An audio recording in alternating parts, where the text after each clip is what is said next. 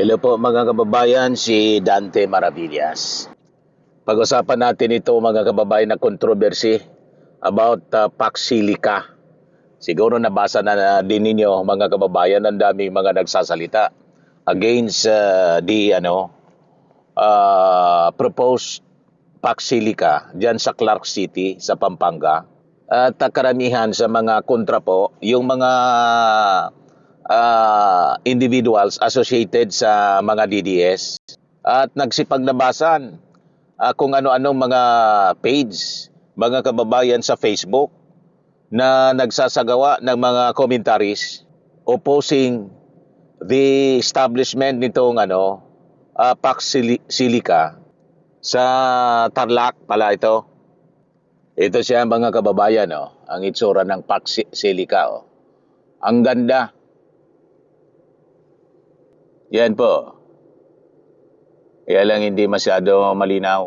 Ayun, ano po itong Pax Silica? Ni-research natin kung ano po ito. Sabi dito, Pax Silica is a US-led international coalition of over 20 countries formed in late 2025 to secure global supply chains for artificial intelligence, AI, semiconductors, and critical minerals like rare earths and nickel mga kababayan. Sabi dito, its primary goal is to reduce dependency on China for the advanced tech manufacturing that underpins modern computing.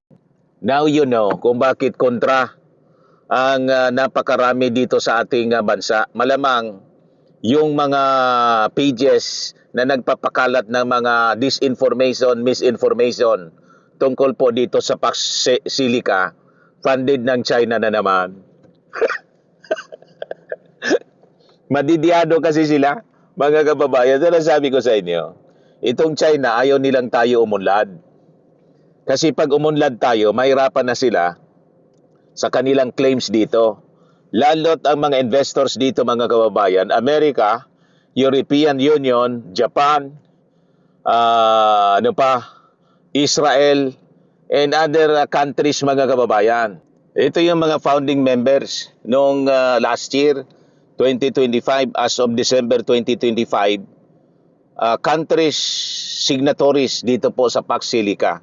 Australia, Israel, Japan, South Korea, Singapore, United Kingdom, at yung United States. So nagets na ninyo kung bakit na-insecure yung China. At malamang ito, ginagatungan nila yung ating mga mamamayang Filipino, binibrainwash nila na dapat i-oppose natin.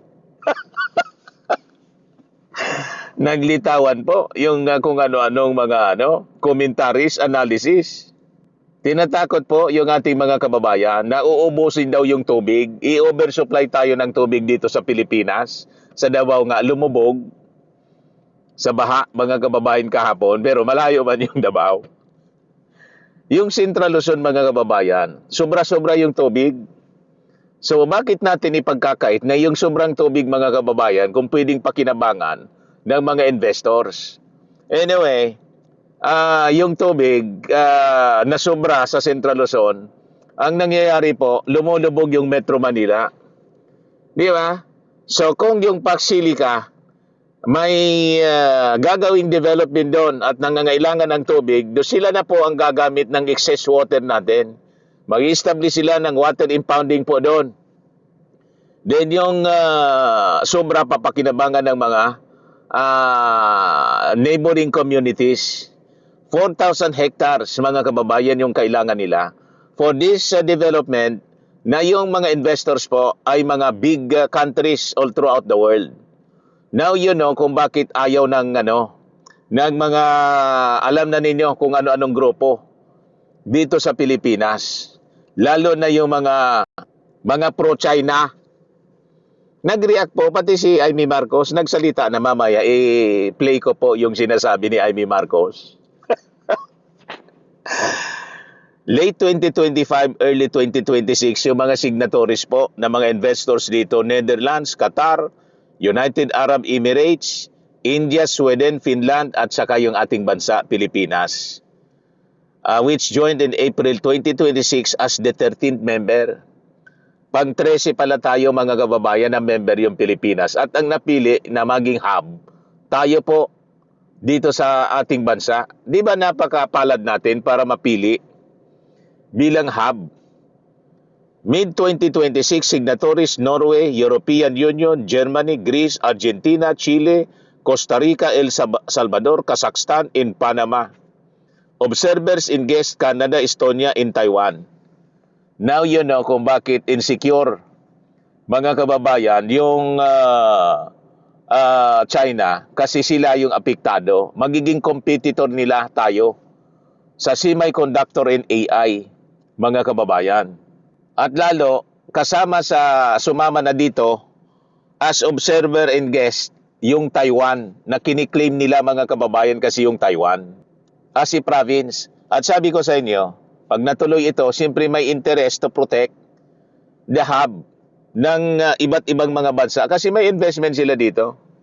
So sila na yung magiging kasangga natin sa pambubuli ng China sa atin. You see? So yon mga kababayan sa ating tingin na rason kung bakit dumami yung mga pages at mga kung sino-sinong individual ang nagiging very active sa pag-oppose at pagpapakalat po ng paninira laban dito po sa Pax Silica. Huwag tayong naniniwala po sa kanila. O ngayon, ikon ko po sa inyo itong mula sa US State Department ng Amerika. What is Pax Silica? Sabi dito. Ayan o. Kaya galit yung China. Pax Silica is the Department of State's flagship effort on AI, artificial intelligence, in supply chain security, advancing new economic security consensus among allies and trusted partners. If the 20th century ran on oil and steel, sabi po dito, the 21st century runs on compute and the minerals that feed it.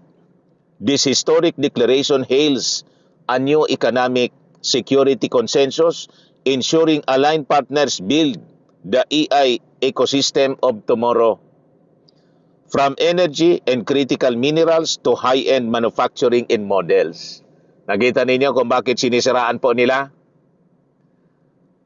Pax Silica Declaration. We affirm our shared commitment to advance mutual prosperity, technological progress, and economic security for our peoples. Nagets na ninyo? We recognize that a reliable supply chain is indispensable to our mutual economic security. We also recognize that artificial intelligence or AI represents a transformative force for our long-term prosperity, and that trustworthy systems are essential to safeguarding our mutual security and prosperity.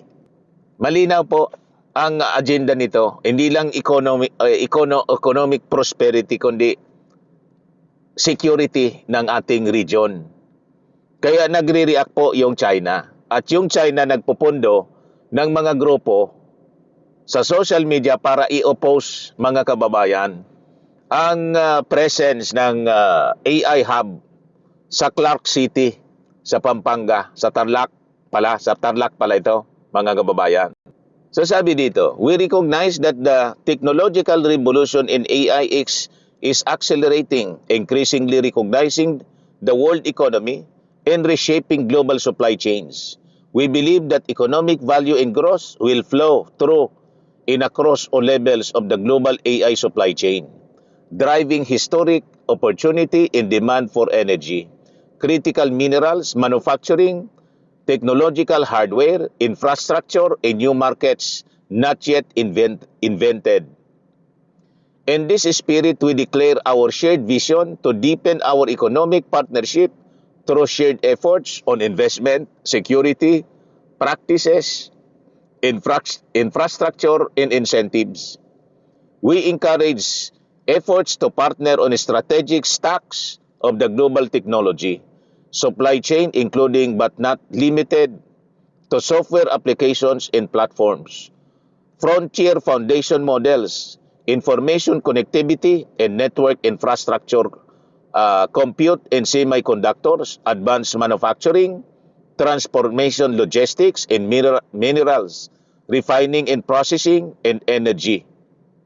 We believe in mobilizing the immense creative and financial power of private industry and entrepreneurship to make our citizens more prosperous, our nation stronger. Ayaw kasi ng China na lumakas tayo with our partnership with our friends, mga kababayan. Kasi yung kanilang agenda dito na sumakop sa atin, matalino yung ating Pangulong Bongbong Marcos.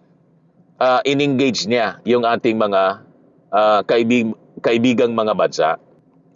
Sabi pa dito, we support the promotion of a shared and trusted ecosystem of AI developers and vendors to renew legacy industries and unlock new markets and services for the lasting prosperity of our peoples. Yung mga lahat ng bansa na signatory po dito, 24 nations na po.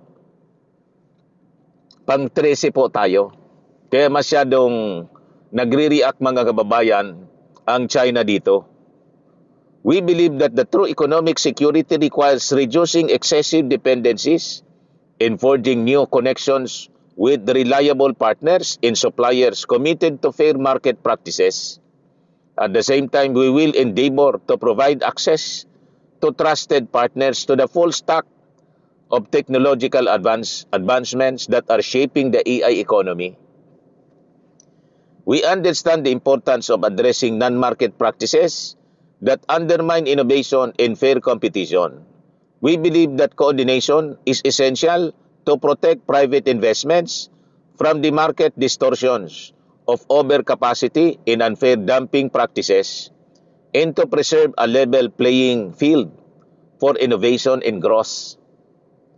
We understand the importance of cooperation on the enforcement of our respective policies to protect sensitive technologies and critical infrastructure from undue access, influence, or control. Mawawala ng control po kasi yung China sa AI, sa artificial intelligence sa buong mundo, pati sa semiconductor. Yan mga kababayan ang dahilan kung bakit ino-oppose ng China at yung mga kaalyado nila rito sa Pilipinas. Gustong isabotahe, mga kababayan, kasi magiging kasangga natin itong mga bansa na naging signatory rito. So hindi na po uobra yung bullying ng China sa atin. Kasi siyempre, ang magkakalaban ng China, itong 24 signatories, Japan, South Korea, Australia, dati na nating kaalyado, Amerika, European Union, Israel, kasi mga investor sila dito mga kababayan.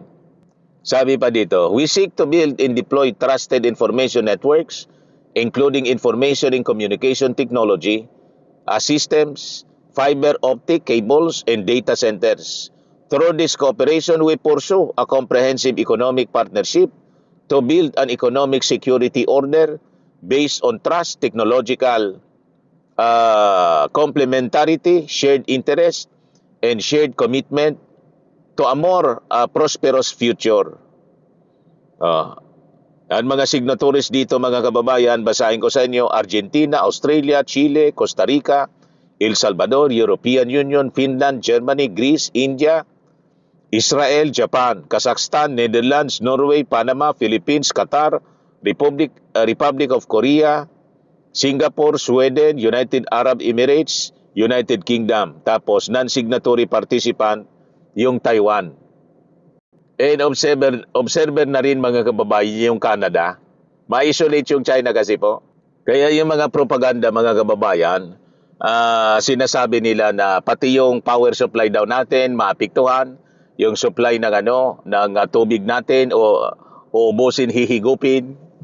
Yan mga sinasabi nila. At pati niya yung mga communities apektado, yung environment. Yan ang pinapakalat po nila, mga kababayan ng mga propaganda laban sa Pax Silica. O ito, nagpropaganda si Amy Marcos. Sakit sa ulo. Daming nagtatanong tungkol dyan Dali sa lang po. Ako, ang daming nagtatanong tungkol dyan sa Pax Silica. Pox nga ba talaga? O pox? As in chicken pox, smallpox, at lahat ng sakit.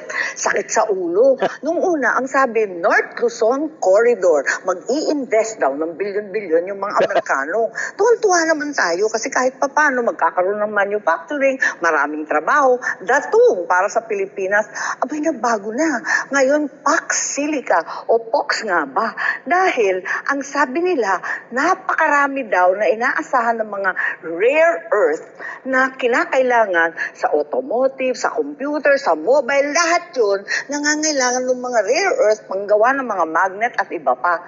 Eh yung rare earth, hawak lahat ng China. O, kita mo? Ngayon, nanganganib Kasi, ang US. kasi pala, At wala hawak ng China. Natatakot yung China ngayon. Kasi tayo na, mga kababayan, magiging competitor na tayo. silang rare earth. Guess what? Ang Pilipinas, ang dami-dami pala nating rare earth, byproduct ng nickel, ng copper, ng kung ano-ano. Eh kaso, ang dumi-dumi pala nun, environmental hazard. Kakalkalin yung buong bundok. Isa pa, para salain, kinakailangan pala ng tone-toneladang tubig, galong-galon. Mauubos ang Uubusin daw yung tubig natin. magat. Lahat-lahat, talaga uubusin. Paano na yung ating mga magsasaka na ngayon pa lang, sabi nga, umuulan na lamang kapag bebagyo. Higit sa lahat, ang laki ng problema kasi uubusin din lahat ng elektrisidad unless Uubusin daw yung elektrisidad. kuryente. Saan kaya manggagaling yun? Isipin mo buong Central Luzon kasi doon daw sa New Clark City. Kaya, napapaisip ako, Pax Silica ba o Pox Silica yan? Ako,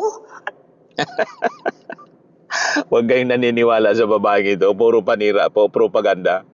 Kung ano yung propaganda ng China at mga DDS, yung nagsasalita, magagaba. Mouthpiece si Amy Marcos. Isobra-sobra po ang tubig sa Central Luzon. Kaya nga nagbaba sa Metro Manila. Kasi yung tubig sa Central Luzon pag umuulan, dumire-diretso sa Metro Manila. At least may magkikinabang na. Maliligtas tayo sa baha kasi may hihigop ng baha. O, di ba? Ngayon, ang sabi po dito sa balita ng kaya itong mga sinasabi ni Amy, fake news.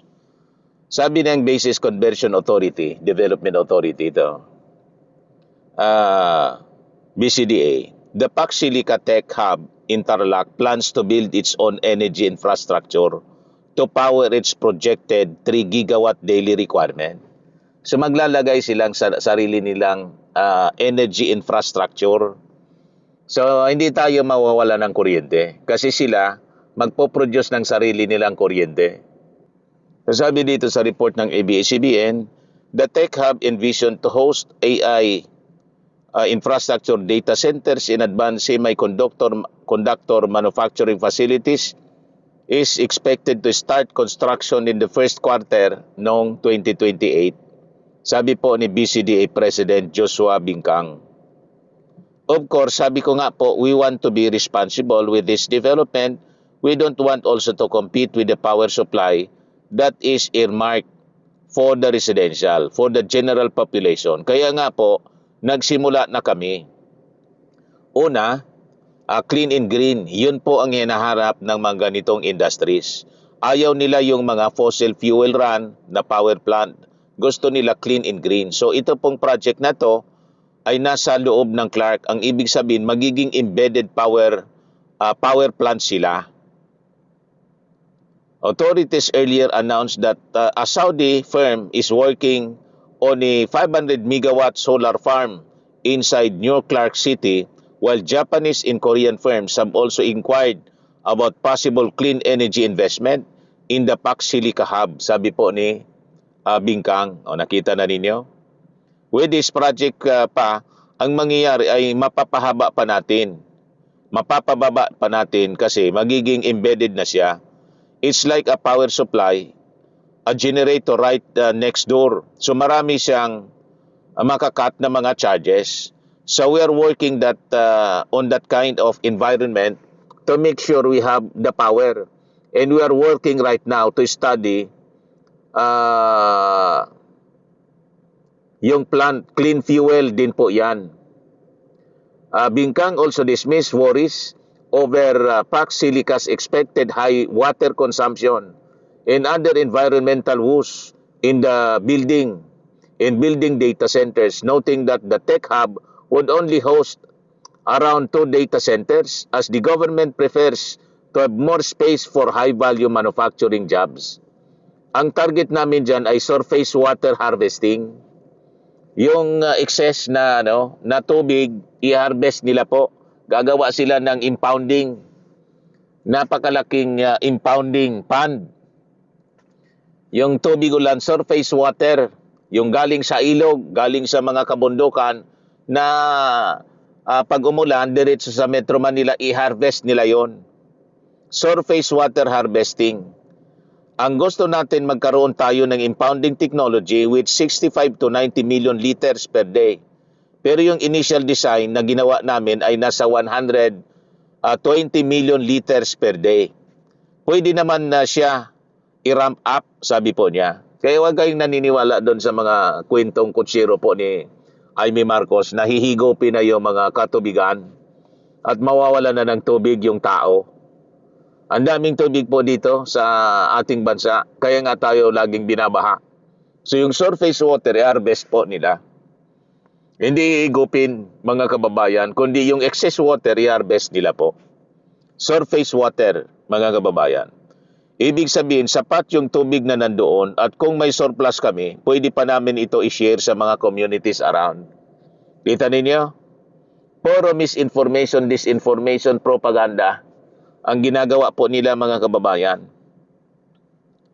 PAX Silica is part of the Luzon Economic Corridor, which the Philippines, the United States, and Japan have agreed to jointly develop. Analysts have described the project as an attempt to rival China's tech hubs in the Asia-Pacific region, while the U.S. State Department previously described the development as a means to build a secure, resilient, innovation-driven technology ecosystem and reduce coercive dependencies. Kaya importante, mga kababayan, ang susunod na presidente dapat yung endorse ng ating Pangulong Bongbong Marcos. Pag hindi, tulad ng nangyari noong panahon ni Marcos Sr., pag hindi po, to make over yung tulad ni Cory Aquino, ano nangyari? Yung Bataan Nuclear Power Plant, i-discontinue. Na imbis sana pinapakinabangan natin. Kita ninyo? Kasi ang maalala daw, mga kababayan, si Marcos. So very selfish. Yun din ang mangyayari kung ang iboboto natin, mga kababayan, in the next election, hindi po endorse ng ating Pangulong Bongbong Marcos. Kaya tama po itong post ni Atty. Wilfredo Garrido. Yan, basahin ko po sa inyo. Sabi niya dito, PAX Silica, our second chance to industrialize. My feed is full of posts against PAX Silica, that industrial hub for silicon chip production, AI data centers. Before you jump on the bandwagon, hold your horses. Consider the following. There was one time when we were on the verge of taking the plunge on a decision that would have taken us to the industrial age. The Bataan Nuclear Power Plant in the 1970s. Correct. Yun ang minimension ko po. Binasura po ni Kurikong. Kasi ang kung sana natuloy yun, mga kababayan, nauna pa tayo sana na na-develop sa mga we were next to Japan din, mga kababayan. We were an envy of South Korean people. Pero wala, naunahan na tayo, nalampasan tayo kasi nadala tayo sa mga propaganda ng China. Yung mga pinupunduhan nila dito na mga organizations. Kita ninyo nangyari sa atin. Hindi tayo umasenso. Nalampasan tayo ng ating mga neighboring countries, lalo na ng China. Talo natin sila noon, mga kababayan. In terms of economic progress, we were next to Japan. Nasa na tayo ngayon? Kaya huwag makinig sa mga sulsul nila. But we took a step back when construction was all but completed. The drawbacks, corruption, and safety.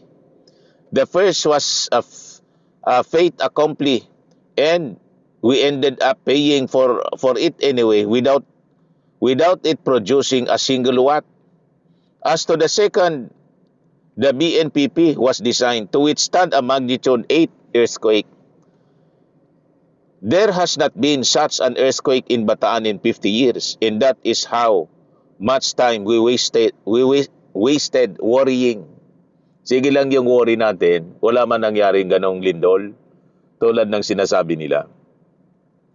Japan, located in the Ring of Fire like us, had 50 years of safe nuclear operations through storms and earthquakes before the Fukushima nuclear disaster struck, by which time it was a fully industrialized country. In hindsight, the abandonment of the BNPP was a mistake. By the time it is destroyed by an earthquake, we would have transitioned into a fusion energy, which is radiation-free. The mistake has cost us dearly, paying the most expensive energy in Southeast Asia that has dragged down the economy. Yun ang nangyari sa atin sa kakapakinig natin sa mga propaganda ng kalaban.